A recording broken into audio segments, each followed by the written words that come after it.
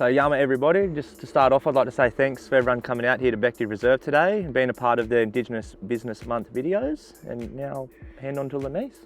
Thanks guys, it's a real pleasure to be here today and celebrate the theme Indigenous Business Month this year, which is to gather together. And what a better way to do it than for all of us to be gathering together to talk about being Aboriginal businesses in the Tamworth region.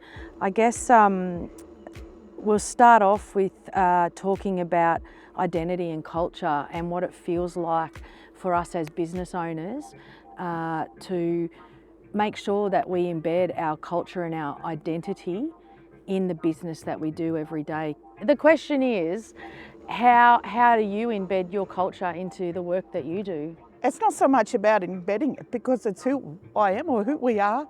Like, it's not about what we do, it's not so much embedding it into, because it's in us. It's like we don't have to do that, but it's embedding it in other people's, I suppose, the broader. It's part of everyday life. You're just trying to be the person you were brought up to be, what you've been brought up around, and to pass that on throughout everyone who works with you or anyone you come across. Just not trying to force it either, is just be yourself, be natural. Yeah, and just instilling those cultural values in the everyday life and what we're trying to achieve and our goals, and putting them out in the community. And I think one of the reasons that this project started was there was a lot of conversations in amongst people that I work with, and a concern that I had for our community here in Tamworth was so much negativity placed on, in particular, young Aboriginal youth. And we wanted to try and change the narrative, and by bringing together successful Aboriginal people to talk about their successes and what they do is really important. And I guess, Bryce, you don't work in a cultural space, but you've been pretty successful in your business, and you're an Aboriginal man. So has it been an easy journey for you? You know, you don't think about where you've come from and the journey you've been on to get to here. But, you know, for me, growing up, like, you know, I've lived and breathed earth moving, you know, since I could crawl. Grandparents, they'd have me around the machines, and my pop, my dad. You know, so I always then just wanted to do that forever. And growing up, you know, my olds always said to me, you know, just don't pick that industry, stay away from it. You know, you're not going to get out of it what you want to. And always just had to work hard. And figure you know, you get out what you put in. And you know, for me, it started like going to school, growing up, playing sport with the boys, and then started working. You know, like I worked, you know, from owning the business now. My first job was KFC. You know, I was a 16-year-old working there of an afternoon after school. You know, from there, and like I said, I just wanted to earn my own money. Not that, you know, we never did it easy growing up, and never did it tough either. You know, our folks always gave us whatever they could, and you know, I suppose what I seen growing up and what I always wanted to do was seeing some of the boys who probably weren't as fortunate as I was growing up, and, you know, having to help them out. And I know, like, going to sports on the weekends, well, my olds, we had carloads all the time with the boys just so they could come to sport and do what they did. And always wanted, like, in the back of my mind, at some point in my life, I wanted to be able to give that back and make sure that no one misses those opportunities now.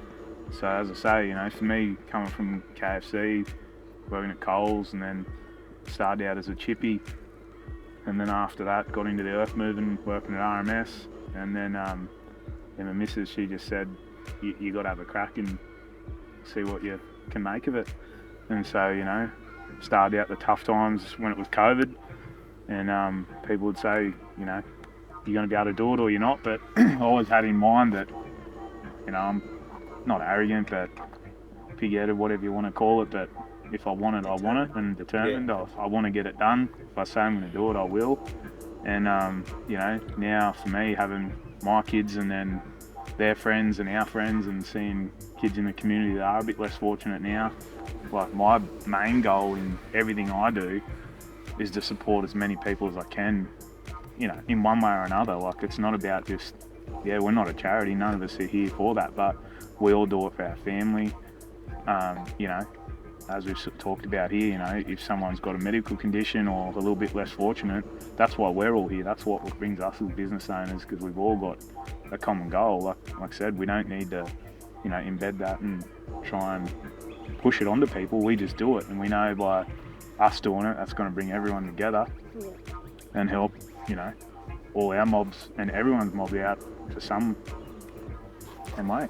Danny, Paddy and Dad's has got a really different story. Do you want to share that story with us? Yeah, so I have a twin brother that's got autism. So my parents through high school knew that mainstream work for him were going to be a struggle, and you know, they sat and they thought about how they could potentially make something for him to be able to grow into and call his own and be able to make his own you know, life out of it. So my dad started a paint business in 2018 so that they could you know, create work for him forever. So they started off with just roofs and gutters and rails at the front of someone's house, like private jobs and stuff like that. You know, and then word of mouth gets around, and they got real estate partnerships, and now into the government tenders. So it's been a journey, and you know, all of it is to support him and be able to make sure that, you know, well, not only for him, you know, like we're so open to having different disabilities, different mental health problems, different people, different personalities join our team, and we're always willing to give them a crack, you know, whether it turns out to be a success or whether it turns out to not fit them, you know. At least we could say we've given them a crack, and that's all our goal is, to give them all a go, or anyone a go, woman, man, child, kid, whatever. Yeah. You know, we're all here to have a go and make a change in someone's life, you know. Like I was discussing before, we've all come from a traumatising home or in somewhat way, and at Paddy and Dad's we try to make that all about, you know, learning how to push that back, not forgetting it, but learning how to grow and acknowledge that that's what it was and this is what we want to be now, you know. So that's what the big goal is. Joe, I guess coming from an education background, you've worked with kids right through. What do you, what do you see in terms of how our culture helps our kids transition, and not only into the workplace? Yeah, I mean, listen to the stories today. It's interesting that it's sort of both conversations, and all our conversation, it actually gives everyone a go. That's what our community, like our culture, does. It's about giving everybody a go. So, and I think a lot of Aboriginal businesses do that. And I, as you said, from education background, I've worked with kids growing up at school.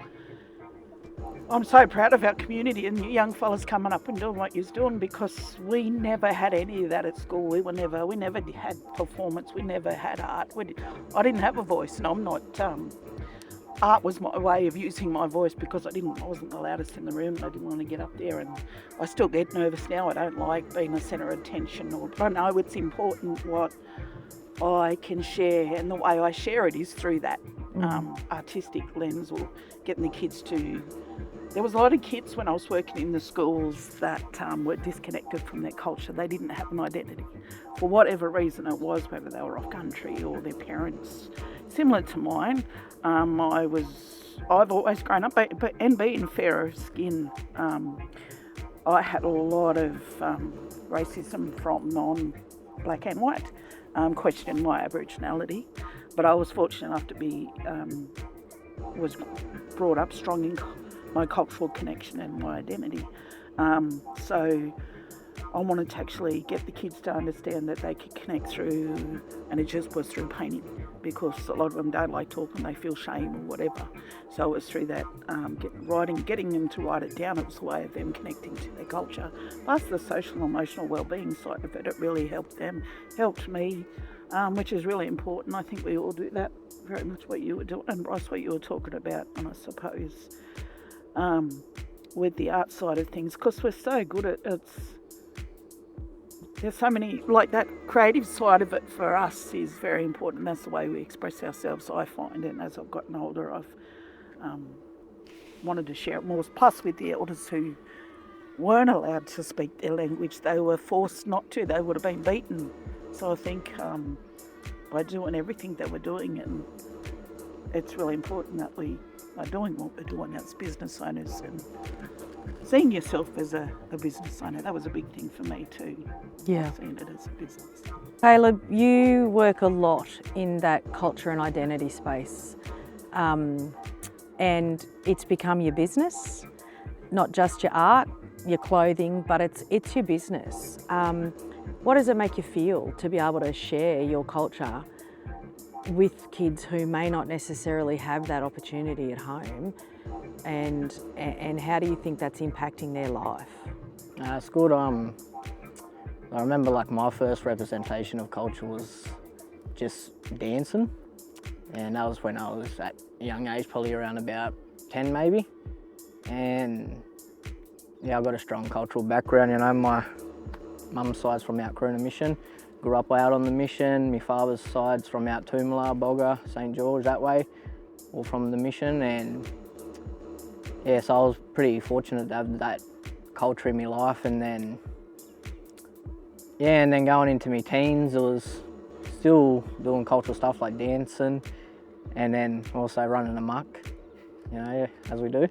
But yeah, life experience. Yeah, and then just going down that path and yeah, just playing up, you know, getting suspended from school, all that stuff, and then yeah, decided to move to Sydney, started my trade, and yeah, and then met up with a couple of brothers down there, and they were all dancing, and they were all connected back to here as well. So I knew all the songs, all the dances already, started dancing with them, and yeah, coming to around about 2020, and finished up my trade, and then went in and just shadowing some of my uncles, just teaching and doing workshops, still performing.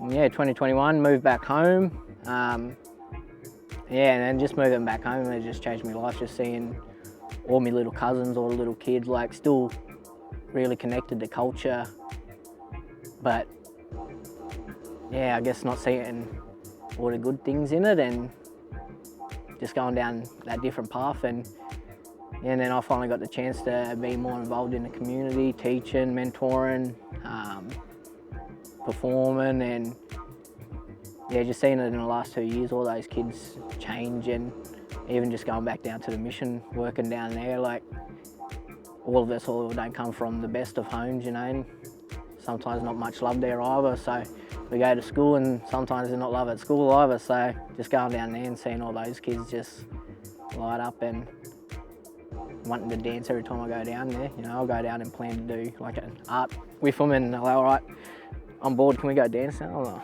yeah, right, I think.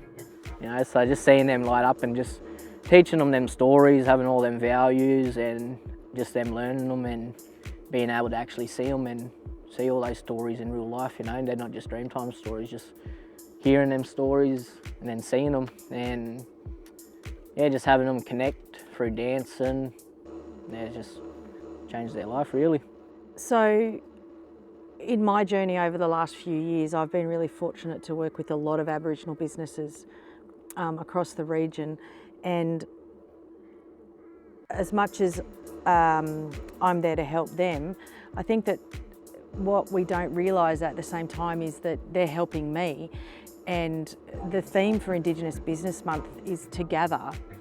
And when we gather together, as we have since the beginning of time, we're the oldest living culture, but we come together and we share our successes, we share our struggles and our sorrows, and we share our journeys, and we help and support each other I guess the question for the conversation is, how does it help you to sit around other Aboriginal businesses and hear things, and I guess basically spitball ideas and discuss what's happening in your world?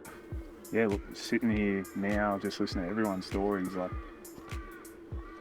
even though they're all different, they're all the same. They're still tied together with culture, where we come from, you know, the love that people haven't shared. You know, everyone's got some mates or brothers that are less fortunate that have had exactly that. And you don't know anything about anyone's story, and that's what we're all about. We're all happy to give anyone a go.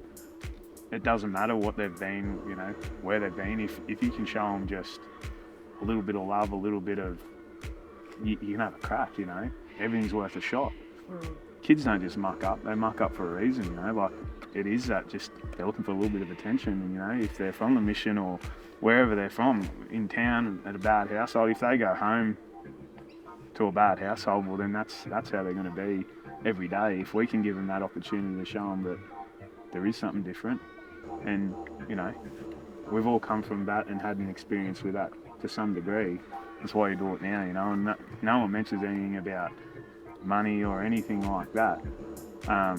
We all do it because we care and we want to see, you know, people come together. I think too that they can see that there's those positive role models like you, like within the community, you know, like they can achieve it if they, like, the amount of times you get told you can't do something, the fact that you get them to still believe in themselves and keep pushing through. And as you say, you got suspended at school, but that doesn't matter, and you just kept going and you pushed through. You went down through, like, we've all done that. Like, I wouldn't even have thought I'd be here. Like, I could go the other way many a time with stuff I sort of experienced growing up. But I think it's really important that the kids see that realness and that we're all like, we're real, it's genuine, it's not sort of fake or made up, or you're not putting on a show. Like, they need to hear the stories so that they know that you understand and connect with what their experience is as well.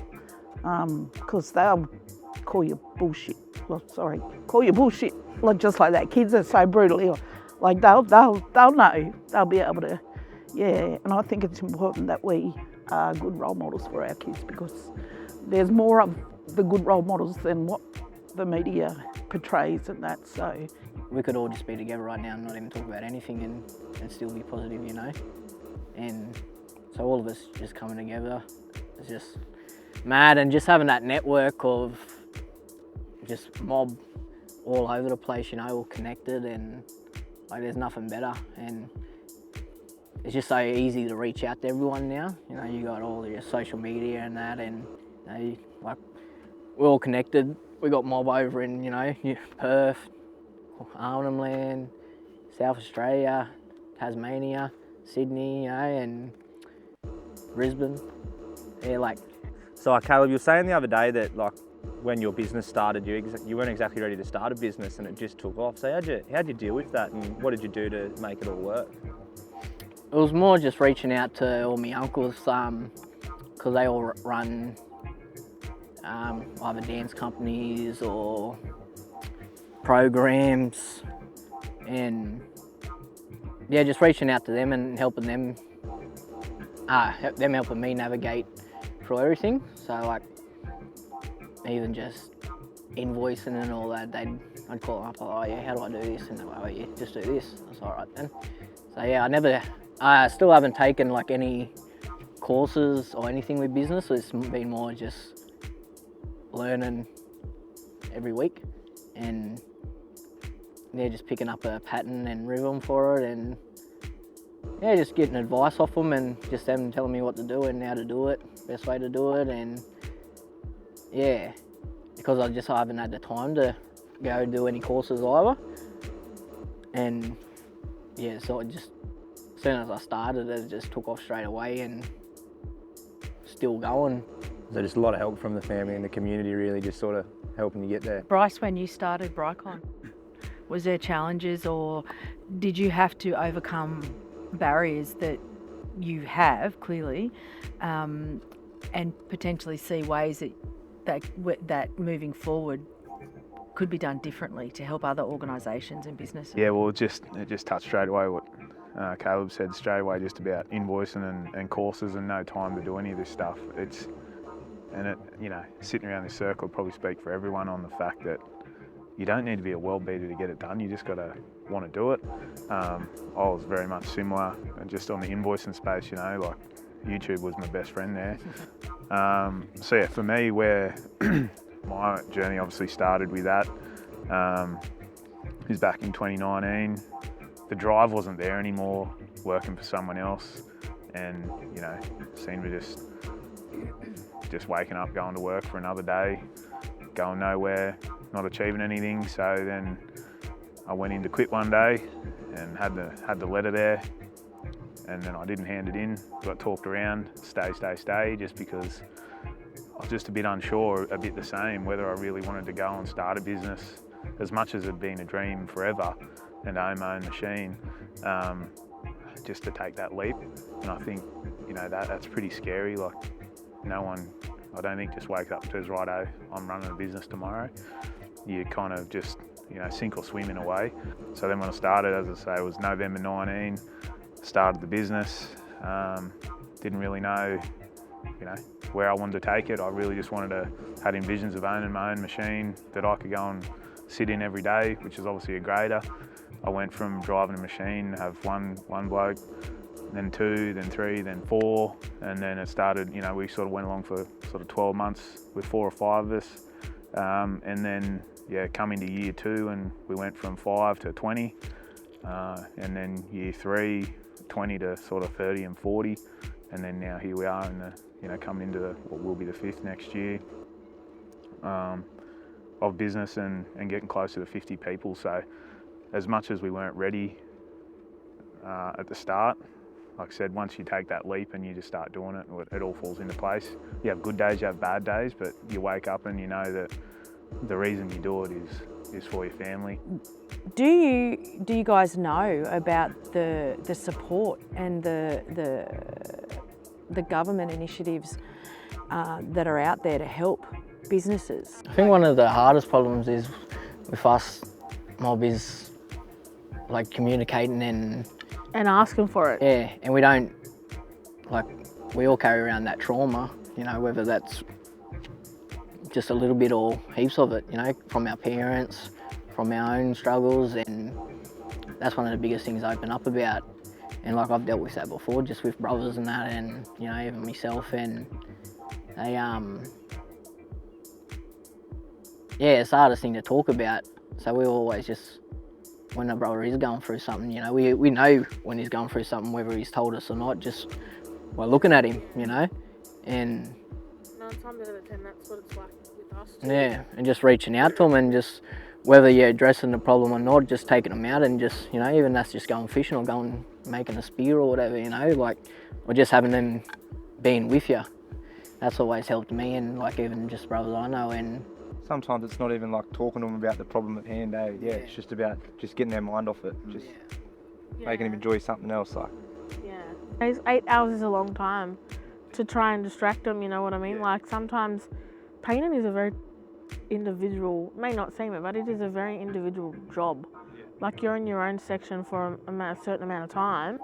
A lot of time in your own head. yeah. And I think that's what mucks them up a lot, is that we don't really have the time to sit around and be like, oh, what are you doing? Painting the brush at the same time, you know what I mean? Like, The finance, because you got to think about it as a business. So yeah, it's a challenge, and that's the biggest challenge that we're facing at the moment is, you know, there's a couple of fellas in our team that are coming from broken homes, and I mean homes where they don't even know who their parents are, you know, so I don't know, and my dad constantly asks, like, what kind of help can we offer them, or what kind of, you know, I feel that I'm doing the best I can, but I'm not doing enough at the same time. that's been the best thing about my business too, is just not having that business background or anything like that, and yeah, and just having, like, just not knowing how to do anything, and just ringing up my uncles and saying, like, just giving me advice, and like, I wouldn't be even here today without them helping me, whether that's mentally or